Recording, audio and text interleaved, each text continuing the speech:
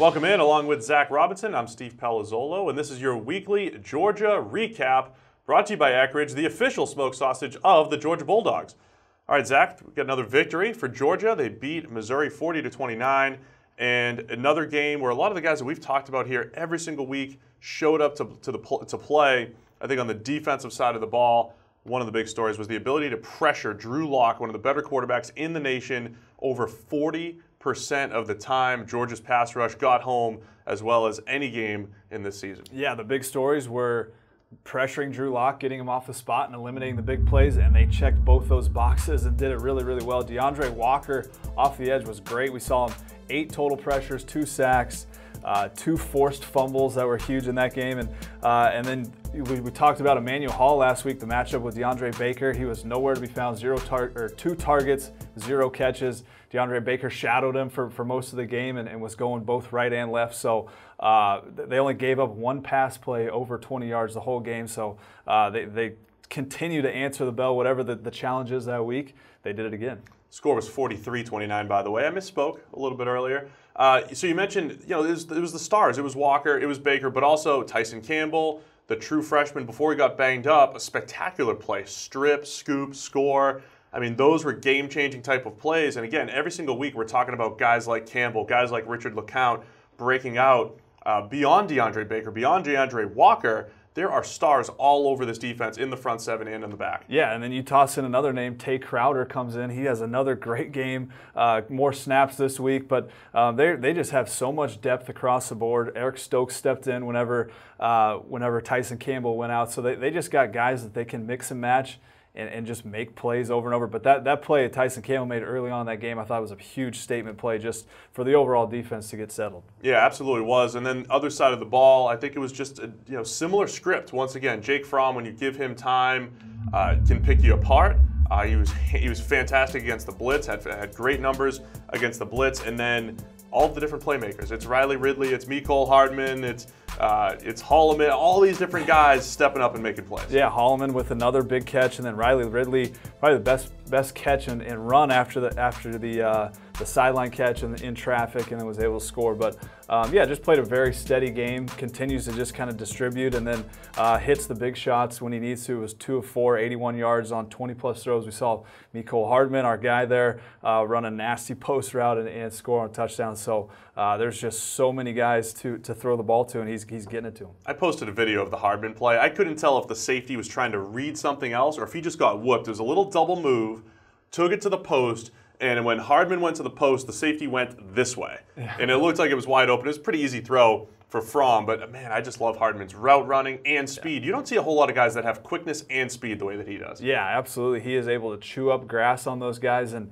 we see him on outcuts so many times, so he gave a little lean to that corner, and the safety was in no position. But man, he's explosive. When we see him with the ball in his hands on the screens, we see him down the field as well. So what about at running back? We talked a lot, coming into the season, DeAndre Swift, but is Elijah Holyfield really becoming that guy when we talk about, handoff, pounding it, and just being really consistent carry after carry? Yeah, he's been that way, and he's led in yards most of these games here, and he's creating a little more explosive plays, which we thought would be Swift's role. But I think it's just a matter of time before Swift gets breaks through, busts a 60-plus yard run, and kind of gets back to rolling. There's been so many just kind of steady 6-yard carries, 7-yard carries, and Holyfield's been more of the big play guy. Whew, man, I'm stuffed. Me too. Man, I think I could have taken you back in the day. Taking me? Taking me where? What are you, 140? Maybe. I had some game. You're talking about flag football, right? Nope. Paper. I'd whip your tail in paper football. You carry around a paper football? Every day. I don't leave home without it. Kick it off, big boy. You're on. Eckrich. Get Saturday done right. There's a little bit of news up on the offensive line. Big Ben Cleveland at guard. He's banged up, so he's going to be missing at least a few weeks. We just named Georgia the #1 offensive line in the SEC. You can check out that video here on our YouTube channel. There's a whole article on ProFootballFocus.com. But we said they're #1. They have been the most consistent group across the board, just ahead of Alabama. I think they're in their own little tier, Georgia and Alabama. How big is this loss for Cleveland? Of Cleveland, or, do they have enough guys beyond that to be able to handle it? Yeah, it looks like they've got enough guys. I mean, they're going to play the best 5 guys, whether that's sliding Cade Mays to right guard and figuring it out that way. But you just look at how big these guys are up front, and they are so physical in the run game. And then protecting Jake Fromm all season, we've seen him in a clean pocket. So no surprise to see the entire offensive line up there, and they just got looks like they can shuffle around and have a lot of depth. We'll get into the Tennessee game in a minute, but that offensive line and the protection will be important, especially once Andrew Thomas comes back, if he comes back to left tackle. Like you mentioned, moving Cade Mays into guard. Against Missouri, only 2 pressures that we just assigned to the offensive line. So Jake Fromm, again, like you said, working from a clean pocket more often than not. As we look forward to Tennessee, I want to jump to Tennessee's pass rush. Not really great. I mean, they got handled pretty easily against Florida last week. Tennessee's had some ups and downs this season. When Fromm has a clean pocket, 146.3 is his passer rating. That's number 4 in the country. Oof. Looks like another game where Tennessee might not be able to get to him, and Georgia's offensive line has the advantage. Yeah, just another game that looks like it sets up really well for him. Get the playmakers going early, and then pound it with the running game, get a lead, get the ball running. So on paper, it looks like they should have the success that they've had really all season. Other side of the ball, it's the opposite story because we had Tennessee at number 13 in our SEC O-line rankings.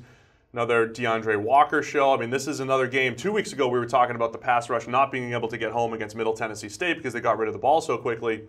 But when you don't have a quarterback getting rid of it in 1.8 seconds, the Georgia pass rush can get after it. It looks like another week where they'll have a favorable matchup getting after the quarterback. Yeah, definitely the offensive line, number 13 in the SEC O-line rankings for Tennessee. So it looks like a great matchup. And you look at the quarterback and the receiver, Marquez Callaway, there is some big playability with those guys, so it's not going to be a total cupcake where they're getting the ball out quick. They are going to get challenged down the field, and DeAndre Baker, Marcus Callaway. That's the matchup. Could be a great matchup, but looking for the defensive line to continue to build on that pass rush we saw last week. Yeah, keep an eye on the trenches, Georgia versus Tennessee, and then that's the matchup I want to see, Zach. Callaway versus Baker. Last week it was Baker and Hall, and I know Hall was banged up, but still no catches on his 2 targets. Yeah. Baker's our number 1 corner. I just put him in the top 5 in my mock draft and everything. We love everything he does. He's battling Greedy Williams for that number 1 cornerback spot in our world. So this matchup against Callaway, I think that's going to be the one to watch this weekend. Who you like in this one? You got to like the Dogs. You got to like DeAndre Baker. He is just so good at playing off. He's playing press. He's so instinctive. But it'll be good to see him matched up with kind of a physical, contested catch type of guy like Callaway is. And, I'm sure they're going to try to take a shot down the field because Drew Lock wanted no part of DeAndre Baker last week. And ultimately, was a big factor in that game. So yeah, that'll be the matchup to watch. Tennessee will have to take some shots to get the ball down the field to Callaway if they're going to pull the upset. That'll do it for us this week. Your Georgia Breakdown's been brought to you by Eckrich, the official smoked sausage of the Georgia Bulldogs. Don't forget to pick up Eckrich smoked sausage at your local grocery store for this weekend's tailgate or homegate party. And make sure to visit EckrichFootball.com for great game day recipes and to enter their season-long $1 Million Challenge.